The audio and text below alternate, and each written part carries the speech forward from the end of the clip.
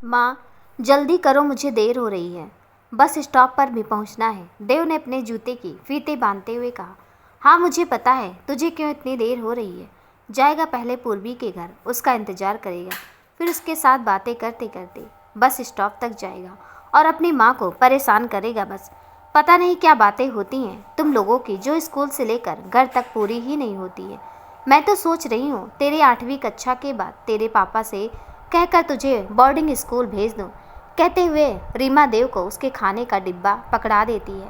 माँ, मैं आपके बिना नहीं रह सकता, मत भेजो मुझे बोर्डिंग स्कूल, मैं कैसे रहूँगा वहाँ। आप तो दुनिया की सबसे अच्छी माँ हैं। कहते हुए देव रीमा के गले लग जाता है। हाँ, तो अब इमोशनल ब्लैकमेल कर रहा है, बहुत शैतान है तू।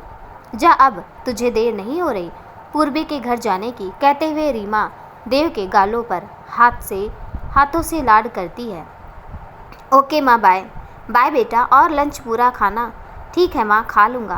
कहते हुए देव पूर्वी के घर की ओर चला जाता है। कुछ ही देर में जा पूर्वी, लगता है देव आ गया। तू अभी तक तैयार नहीं हुई और वो तेरे घर तक आ गया। ये लड़की कभी कोई काम समय पर कर ले तो रिकॉर्ड न बन जाए, मगर इसके अब सब काम सुस्ती से होते हैं। पता नहीं ससुराल वाले कैसे मिलेंगे इसे। क्या वहाँ भी यही सब करेगी? ले, अब जल्दी इसे बैग में रख। कहते हुए प्रीति पूर्वी की माँ पूर्वी को उसका टिफिन दे देती है। दादू, देखिए ना, माँ भी ना हर बात में बस ससुराल ससुराल ही किया करती है। मैं आप लोगों को छोड़कर कभी नहीं जाऊंगी। मैं दूसरी लड़कियों की तरह ससुराल जाकर काम नहीं करूंगी। यहीं रहकर अपनी माँ के हाथ का खाना खाऊंगी। मैं कहीं नहीं जाऊंगी। हाँ, पूर्वी ने अपने दादाजी के गले में दोनों हाथ डालते हुए कहा। हाँ मेरी परी, मेरी गुड़िया रानी, तू हमेशा हमारे साथ ही रहेगी। हम तेरे पति को भी अपने साथ रख लेंगे, दादाजी ने कहा। दादू, पूर्वी ने चिड़चिड़ा कर कहा। प्रीति और दादाजी दोनों जोर जोर से हंसने लगे। अच्छा चलो, अब देव इंतजार कर रहा होगा, बस भी आने वाली है, प्रीति ने कहा। ओके माँ, बाय बाय दादू। माँ, पापा को मेरा बाय बोल देना। हाँ बाय, अब जा जल्दी। ये लड़की भी ना जाने कब इसको समझ आएगी। कहते हुए प्रीति अपने काम में लग जाती है। हाय हाय, देव और पूर्वी ने एक दूसरे को मॉर्निंग विश किया। तू इतनी जल्दी कैसे तैयार हो जाता है यार? पता है तेरी वजह से मुझे रोज़ डांट सुननी पड़ती है कि देव आ गया और तू अभी तक तैयार नहीं हो पाई, और बले बले। और तुझे पता है तेरी वजह से मेरी माँ मुझे रोज़ डांटती है कि पूर्वी को बुलाने के चक्कर में मुझे सुकून से काम नहीं करने देता। बस जल्दी करो किया करता है। दोनों एक दूसरे की बातें सुनकर खिलखिलाकर हंसने लगते हैं और बस स्टैंड तक पहुंच जाते हैं। थोड़ी देर स्कूल की बातें करने के बाद उनकी बस आ जाती है और दोनों बस में बैठकर स्कूल निकल जाते हैं। स्कूल के बच्चे पूर्वी और देव से कहते हैं कि तुम लोग कभी अलग नहीं रहते हो एक दूसरे से, लगता है कुछ तो गड़बड़ है तुम लोगों की। तभी एक बच्चा बोला, यार ये तो बचपन की मोहब्बत लगती है। फिर सभी बच्चे उसकी बातों में हामी भरने लगते हैं। देव और पूर्वी शर्माने लगते हैं। तभी पूर्वी कहती है कि हम सिर्फ दोस्त हैं, बहुत अच्छे दोस्त, इससे ज़्यादा कुछ नहीं, समझे तुम। चलो, अब क्लास शुरू होने वाली है। आज स्कूल से छुट्टी होने के बाद देव और पूर्वी साथ साथ बस स्टैंड से घर की ओर आते हैं। तभी देव पूर्वी से बोल पड़ा कि पूर्वी सुनना। हाँ बोल। तुझे नहीं लगता कि स्कूल के सभी को हमारी जोड़ी अच्छी लगती है? हाँ, तो उसमें क्या है, हम अच्छे दोस्त हैं और हमारी दोस्ती सभी को पसंद है, तो इसमें पूछने वाली क्या बात है? नहीं, मैं वो नहीं कह रहा। फिर क्या? तू ना, देव ने हिचकिचाते हुए कहा। अरे आगे बोलेगा कि नहीं? पूर्वी, तू ना मुझसे शादी कर ले, मैं ना तुझे ऐसे ही खुश रखूंगा। देव ने एक ही झटके में सब बोल दिया।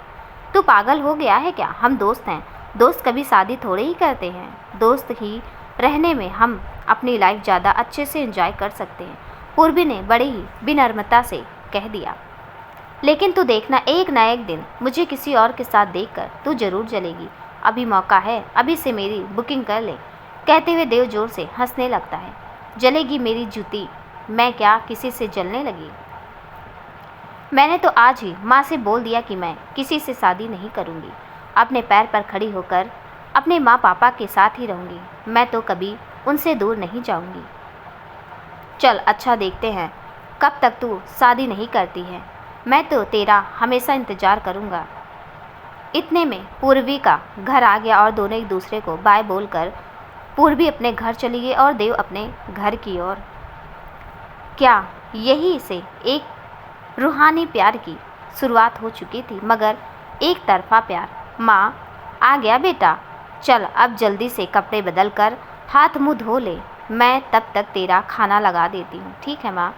थोड़ी देर बाद जब देव कपड़े बदल कर खाना खाने आता है तो, माँ ये क्या, आज कुछ खास दिन है क्या? सब कुछ मेरी पसंद का बना है, कोई आने वाला है क्या आज? देव खाने की प्लेट को देखते हुए बोला, नहीं, कोई आने वाला नहीं है, कोई जाने वाला है। रीमा ने देव को पानी देते हुए कहा। क्या माँ, कौन माँ? कौन जाने वाला है? देव ने बड़ी उत्सुकता से पूछा। तू और कौन? क्या मैं? और कहाँ जाने वाला हूँ मैं? मैंने तुझसे बताया था ना, तेरे पापा तुझे बोर्डिंग स्कूल के लिए कोटा भेजने वाले हैं। पापा का फ़ोन आया था, उन्होंने अपने किसी दोस्त से कहकर तेरे वहाँ रहने और पढ़ने की व्यवस्था कर ली है। अब जैसे ही तेरे एग्ज़ाम ख़त्म हो जाएंगे तू कोटा चला जाएगा और सीधे इंजीनियर बनकर ही वापस आएगा। रीमा ने देव का सर सहलाते हुए कहा, लेकिन माँ, मुझे आपसे दूर नहीं जाना है, मैं आपके साथ ही रहूँगा। मैं नहीं जाऊँगा माँ, आप पापा को समझाओ ना प्लीज़ माँ, नहीं तो मैं आज से खाना नहीं खाऊँगा। देव गिड़गिड़ाते हुए कहा। अच्छा, मैं तेरे पापा से बात करूँगी, देखती हूँ वो क्या कहते हैं। ठीक है, चल अब जल्दी से खाना खा ले। ठीक है, लेकिन माँ बात ज़रूर करना, कहते हुए देव खाना खाने लगता है। वहीं दूसरी तरफ पूर्वी के यहाँ कुछ और ही कहानी चल रही थी। माँ प्लीज़ एक बार पापा से बात तो करिए। पूर्वी अपनी माँ से किसी बात की जिद करती है। बेटा, मैंने बात की है उनसे, लेकिन वो नहीं मान रहे हैं, कह रहे हैं कि ये चीज़ें लड़कों के लिए होती है, लड़कियों के लिए नहीं। माँ, पापा भी तो मुझे अपना बेटा ही कहते हैं। माँ, एक समझा दो ना उनको कि लड़कियाँ लड़कों से कम नहीं होती हैं। आजकल हर जगह लड़कियाँ लड़कों को मात दे रही हैं। पूर्वी ने गिड़गिड़ाते हुए कहा। ठीक है, अच्छा, मैं उनसे बात करती हूँ, लेकिन अभी नहीं, तेरा हाई स्कूल हो जाने के बाद ही ये सब करना, कहते हुए प्रीति अपने काम में लग जाती है। रात के समय आ गए आप, चलिए मुंह हाथ धोकर फ्रेश हो जाइए, मैं खाना गर्म करके लगा देती हूँ। देव भी आपका इंतज़ार करते करते सो गया। रीमा ने अपने पति से कहा, हाँ आज काम कुछ ज़्यादा था, और हाँ देव को बता दिया तुमने कि वो कोटा शिफ्ट होने वाला है। पहले आप जाइए, कपड़े बदल कर फ्रेश होकर आइए, फिर सुकून से बताती हूँ। अच्छा बाबा, अभी आया। सालीन, देव के पापा थोड़ी ही देर में फ्रेश होकर आ जाते हैं। हाँ तो मैडम ले आइए खाना, सालीन ने कुर्सी पर बैठते हुए कहा। ये लीजिए, आज सारा खाना मैंने देव की पसंद का ही बनाया है। जी लेकिन एक बात है, रीमा ने हिचकिचाते हुए कहा। हाँ बोलो, क्या हुआ? वो देव कह रहा था कि वो हम लोगों के बिना वहाँ नहीं रह पाएगा, अभी उसकी उम्र भी ज़्यादा नहीं है, और आप तो जानते ही हैं हॉस्टल में हर तरह के बच्चे होते हैं। छोटी सी उम्र में अगर किसी ऐसी वैसी संगत में पड़ गया तो आप समझ रहे हैं ना। रीमा ने सालीन का हाथ पकड़ते हुए कहा। हाँ समझ तो रहा हूँ, लेकिन तुम्हारा मतलब क्या है, हम देव को कोटा ना भेजें? नहीं, मैं तो बस इतना कह रही हूँ कि क्यों आप और मैं भी देव के साथ कोटा शिफ्ट हो जाए, उसे हमारी याद भी नहीं आएगी और हमारा बच्चा हमारी आंखों के सामने भी रहेगा। तुम्हारी बात भी ठीक ही है। अच्छा तो मैं बॉस को ट्रांसफ़र के लिए एप्लीकेशन दे देता हूँ। जब तक देव के एग्ज़ाम ख़त्म होंगे मेरी एप्लीकेशन भी अप्रूव हो जाएगी, फिर हम सब कोटा में ही शिफ्ट हो जाएंगे। रीमा सालीन की बातों से बहुत खुश हो जाती है। सालीन भी अब तक डिनर कर चुका है। दोनों खुश होकर अपने कमरे में चले जाते हैं। दूसरे दिन सुबह, हे भगवान अब क्या होगा, मैंने तो अपना होमवर्क किया ही नहीं, ना जाऊं क्या आज मैं स्कूल? हाँ कोई बहाना बना लेता हूँ, मुझे बिल्कुल याद ही नहीं था। देव सुबह बिस्तर से उठते ही सोचने लगा। देव चल अब उठ जा, स्कूल नहीं जाना क्या तुझे? उठ जल्दी, मैं तेरे नाश्ता कर रही हूँ। रीमा ने आवाज़ लगाई। माँ आज मेरे पेट में दर्द है, मैं नहीं जाऊँगा, देव ने बहाना बनाया। ठीक है अच्छा सो जा, रीमा बोलकर अपने काम में लग गई। आज मैं तैयार बैठी हूँ, लेकिन देव क्यों नहीं आया अभी तक मुझे बुलाने? पूर्वी देव के आज ना बुलाने आने की वजह से परेशान हो गई, क्योंकि देव बुखार में भी कभी स्कूल से छुट्टी नहीं लेता है। माँ, आज देव नहीं आया, मैं ही जा रही हूँ उसके घर, पूर्वी ने अपना स्कूल बैग उठाते हुए कहा। ठीक है जा, प्रीति ने कहा। ओके बाय माँ। बाय बेटा, कहते हुए पूर्वी देव के घर की तरफ गई। दरवाजे पर कोई खटखटा रहा था। रीमा ने दरवाज़ा खोला तो देखा कि पूर्वी आई है। Good morning aunty. Good morning बेटा। वो आज देव मुझे बुलाने नहीं आया तो मैंने सोचा कि मैं ही बुला लूँ। कहाँ है देव? बेटा, आज शायद उसके पेट में दर्द है, वो तो नहीं जाएगा आज। अरे आंटी, लेकिन वो कब से पेट दर्द का बहाना बनाने लगा? रुकिए, मैं उससे बताती हूँ। पूर्वी देव के कमरे में जाती है और देव ऊपर पड़ी चादर को हटाते हुए कहती है, ए नौटंकी, उठ, स्कूल क्यों नहीं चल रहा है? मुझे पता है तेरे कोई दर्द वर्द नहीं है। चल अब जल्दी उठ, तैयार हो, वरना बस छूट जाएगी। देव आंखें मसलते हुए उठा और बोला, यार पूर्वी, मैं कल जीके का होमवर्क करना भूल गया और तू तो जानती है जीके वाली टीचर कितनी खड़ूस है। मैं नहीं जा रहा आज, तू जा। तुझे पता है ना, तू नहीं जाएगा तो मैं भी नहीं जाऊंगी। और आज फाइल जमा करने का आखिरी दिन भी है। 5 दिन बाद से एग्ज़ाम है। चल ना, मैं सब संभाल लूँगी, चल ना, पूर्वी ने गिड़गिड़ाते हुए कहा। चल अच्छा, तू भी क्या याद करेगी? तेरी वजह से आज मैं उस खड़ूस टीचर से पिटूंगा। बिस्तर से उठते हुए देव बोला। चल अब ज़्यादा सेंटी मत हो, जल्दी से तैयार होकर नीचे आ, मैं तेरा वेट कर रही हूँ, बस नहीं छूटनी चाहिए। हाँ मेरी माँ, बस मैं यूँ गया और यूँ आया। थोड़ी देर में देव तैयार होकर आ गया और दोनों निकल गए स्कूल के लिए। आज स्कूल से लौटते समय पूर्वी अपने दोनों हाथों की हथेलियाँ आपस में रगड़ रही थी। ऐसा लग रहा था जैसे उसकी आंखों में सूजन के साथ साथ लाली भी है। तू मुझसे अब बात ना करना, क्या ज़रूरत थी मुझे बचाने के लिए ये सब करने की? क्यों तूने अपने नोटबुक मुझे दे दी और ख़ुद को खड़ूस से सज़ा दिलवा दी? अब अगर आज के बाद तूने अपनी कसम देकर ऐसा कुछ किया तो मुझसे कभी बात ना करना, देव ने बड़ी सख्ती से कहा। चल अब ज़्यादा ना बन, तू जानता है ना मैं तुझे मार खाता देखती, और वो भी अपनी नज़रों के सामने। तू जब खुश रहेगा तभी तो मैं भी खुश रहूँगी तुझे देखकर। अब तो क्या, मैं तुझे ऐसे देखकर बहुत खुश हूँ। तू जानती है मैं तुझे कभी ऐसे उदास देखना पसंद नहीं करूँगा। दोस्त तो बस एक शब्द है, लेकिन तू तो मेरे लिए दोस्त से भी ज़्यादा बढ़कर है। देख अब तू फिर मत शुरू हो जाना, हम दोस्त हैं, बस दोस्त ही रहने दे। थोड़ी बहुत बातें करने के बाद पूर्वी अपने घर की ओर चली जाती है और देव अपने घर की। ये क्या बेटा, आज तू इतनी उदास क्यों लग रही है? और ये क्या, हाथ क्यों छुपा रही है अपने? ला दिखा, क्या छुपा रही है? पूर्वी को देखते ही प्रीति ने कहा। अरे नहीं माँ, मैं कुछ नहीं छुपा रही, वो बस एग्ज़ाम की टेंशन है थोड़ी। पूर्वी ने बड़े ही नॉर्मल तरीके से कहा। अच्छा, इसलिए तेरी आंखें लाल है? सच सच बता, क्या हुआ? कुछ नहीं माँ, मैं होमवर्क करके नहीं गई थी, इसलिए टीचर ने थोड़ा सा मारा है, और कुछ नहीं।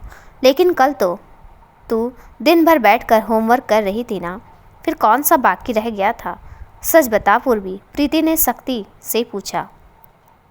अरे माँ, वो देव का होमवर्क नहीं हुआ था तो मैंने अपनी नोटबुक उसी को दे दी थी, पूर्वी ने जल्दी जल्दी में बोल दिया। अच्छा, इसलिए तू क्यों छुपा रही है बेटा, पहले ही बता देना था। ये सब, देव बड़ा प्यारा बच्चा है और उसको थोड़ी ही कुछ कहूँगी। अच्छा जा, जल्दी कपड़े बदल कर आ, आज मैं तेरी पसंद की शाही पनीर बनाई है।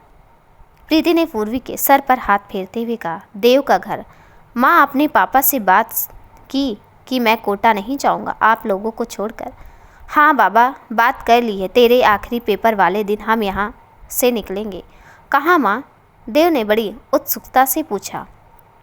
कोटा, अब हम भी तेरे साथ कोटा में ही रहेंगे, मतलब कि अब वहाँ हम शिफ्ट होने वाले हैं। ये सब सुनकर देव खुश तो हुआ, लेकिन शायद उसका मन पूर्वी को छोड़कर जाने का नहीं था। माँ, फिर मैं पूर्वी से कैसे मिलूँगा? देव ने उदासी भरे स्वर में कहा।